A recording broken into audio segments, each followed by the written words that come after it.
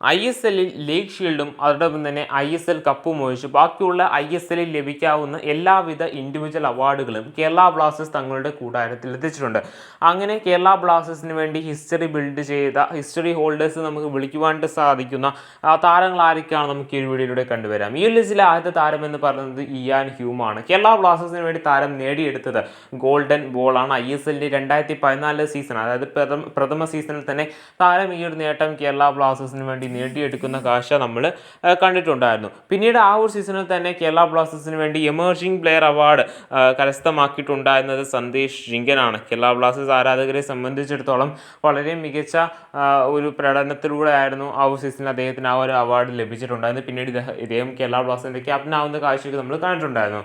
അതുകൊണ്ട് തന്നെ ISLിൻ്റെ 4ാം സീസണിൽ വീണ്ടും കേരള ബ്ലാസ്റ്റേഴ്സിൻ്റെ ഒരു താരമായിട്ടുള്ള ലാൽറുവ താര വീണ്ടും എമർജിംഗ് പ്ലെയർ അവാർഡിന് അർഹനാവുന്ന കാഴ്ച നമ്മൾ കണ്ടിട്ടുണ്ടായിരുന്നു. പിന്നീട് ഈ ലിസ്റ്റ് വരുന്ന താരം എന്ന് പറയുന്നത് സഹൽ അബ്ദുൾ സമദാണ്. ഇദ്ദേഹത്തിനും ഒരു അവാർഡ് ലഭിച്ചിട്ടുള്ളത് അത് എമർജിംഗ് പ്ലെയർ അവാർഡാണ്. ISLിൻ്റെ 5ാം സീസൺ, അതായത് 5ാം സീസണിലായിരുന്നു താരത്തിന് ഈ ഒരു നേട്ടം ലഭിച്ചിട്ടുണ്ടായിരുന്നത്. പിന്നീട് കേരള ബ്ലാസ്റ്റേഴ്സിനെ തേടി എത്തുന്നത് ഗോൾഡൻ ഗ്ലൗ ആണ്. പ്രഭ്ഷൺ സിംഗ് ഗില്ലിലൂടെയായിരുന്നു ഈ ഒരു നേട്ടം കേരള ബ്ലാസ്റ്റേഴ്സ് നേടിയെടുത്തിട്ടുണ്ടായിരുന്നത്.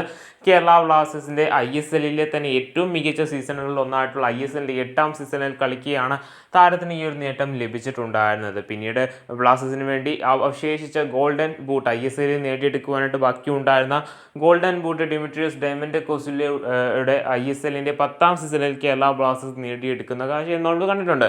ഇത്രയും അവാർഡുകളാണ് കേരള ബ്ലാസ്റ്റേഴ്സിന് ISLിൽ ലഭിച്ചിട്ടുള്ളത്. ഇനി കേരള ബ്ലാസ്റ്റേഴ്സിന് നേടിയെടുക്കൊണ്ട് ബാക്കിയുള്ളത് ISL ലീഗ് ഷീൽഡും അതുപോലെ തന്നെ ISL ട്രോഫിയും മാത്രമാണ്.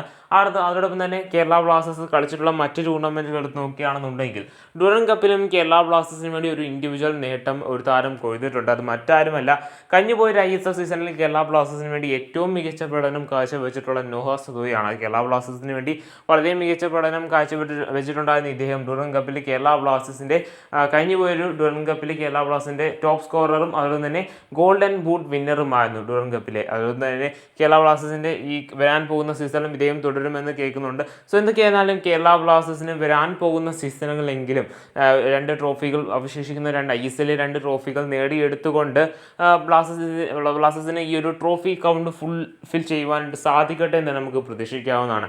എല്ലാവിധ ഇൻഡിവിജ്വൽ അവാർഡ്സുകളും കേരള ബ്ലാസ്റ്റേഴ്സ് സ്വന്തമാക്കിയിട്ടുണ്ട് ISLിൽ. ഇനി മിച്ചമുള്ളത് ഇത് മാത്രമാണ് എന്നും കൂടി എടുത്ത് പറയേണ്ടതാണ്.